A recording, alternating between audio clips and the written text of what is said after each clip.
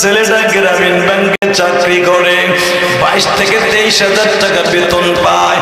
যখন ঢাকা থেকে বাড়িতে আসছি, বউ এমন কথা কইছে, নিজেরটা নিজে বেলেট দিয়ে হাত কাইটা কয়, তোমার মা আমারে কাশি দিয়ে পোষ দিছে, ছেনি দিয়ে মা তোমার মা আমারে মারছে।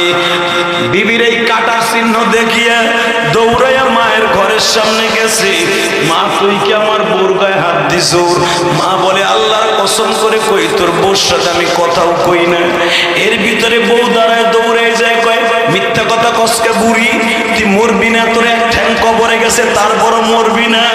এই কথা বলার সাথে বাজান রে, যখন মিথ্যা জোরে জোরে কথা কয়, মা কইতে আসছে তোরে আগে মারি নাই এখন মারবো, তুই আমার বাড়িতে আইসা আমার পোলারে আমার বুক থেকে সিনেই নিয়ে গেছো।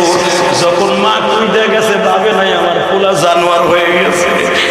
যখনই বাবা মা কইতে গেছে নিজের মাইয়ার মতো শাসন করতে, পুত্র বধূরে মারবে, এর ভিতরে পোলা বউরে না মারিয়া মার কানে এমন জোরে থাপ্পড় মারছে, মা দরজার উপরে দাঁড়িস করে পড়ে গেছে। বাবা, মায়ের কানের পর্দাটা ফেটে গেছে। বাবাজান, মা এই রক্ত মাকে কানলে ঘরের দরজা লাগায় যায় না, মাঝে